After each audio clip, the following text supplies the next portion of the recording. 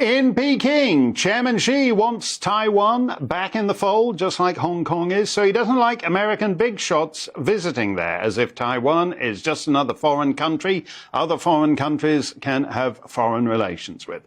Nancy Pelosi, the Speaker of the U.S. House of Representatives, is the most senior American politician to visit Taiwan in a quarter century. When Peking heard about it, they threatened to shoot her plane out of the sky. That has not happened. That's Mrs. Pelosi coming down the airplane steps.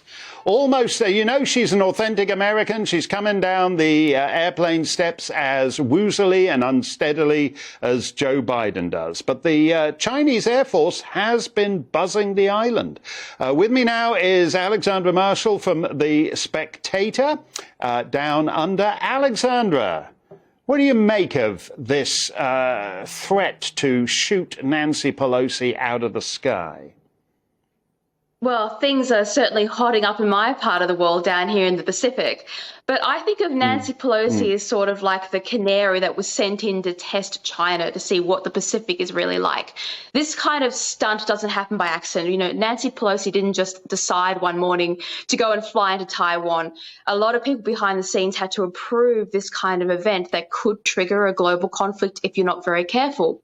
And what America proved is that China is basically sabre-rattling. It's playing domestic politics with Taiwan. It's obviously not prepared for a global conflict. It doesn't want to get involved. And part of the reason it closed its airspace was to make sure that there were no accidents happening around this incident. So no, they were never going to blow Nancy Pelosi's plane out of the sky.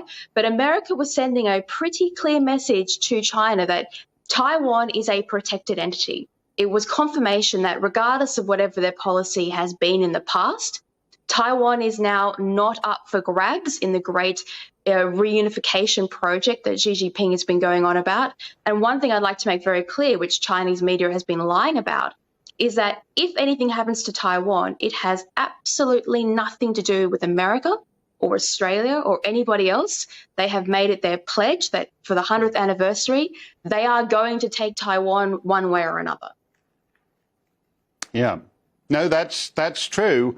But if you say that America's sending Nancy Pelosi as the canary in the Taiwanese coal mine, it's slightly odd then, isn't it, for John Kirby, the Pentagon spokesperson, basically to say, oh, no, we don't think Taiwan is an independent country or anything like that. At the same time, they backed away from the firmness that Joe Biden, back when he had his marbles, used to talk about Taiwan with.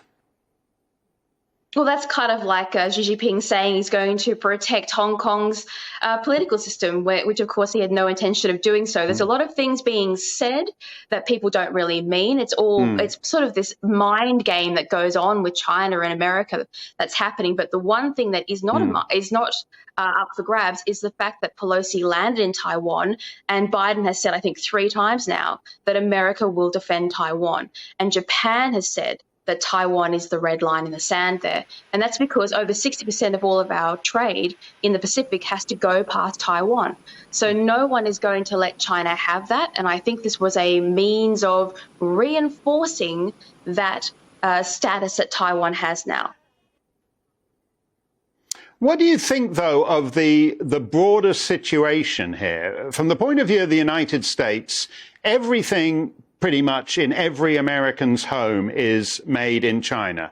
Doesn't matter whether you're talking about your crappy $2 T-shirts, your socks, your underwear, your aspirins, your laptops, the fancy chips that go in your motor cars.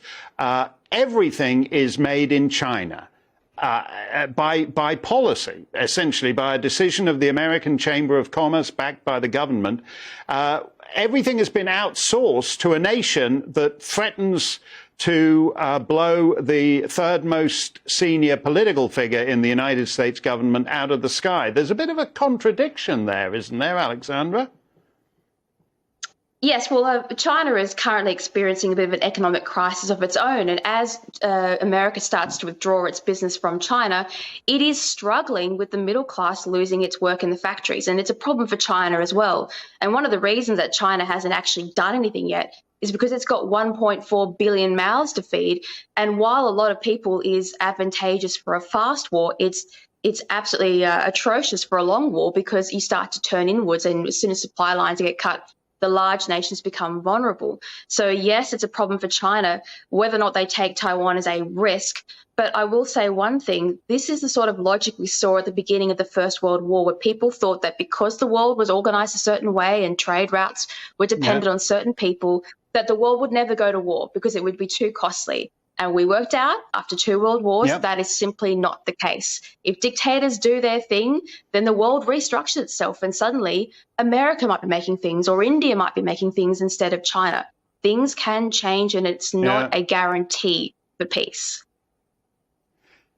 Your comparison with 1914 is well put there, Alexandra. It's odd to me, though, that the Politburo is threatening to turn Nancy Pelosi into the poor old Archduke in Sarajevo. We will see how this one plays out, and it's going to keep going. Yeah. The worst part about it is Nancy Pelosi actually walks away from this looking good, which is a shame for the whole world. Yeah, no, that's true. I wish it had been the poor old Archduke, poor fellow. Things would be a little different today. Thank you very much, Alexandra.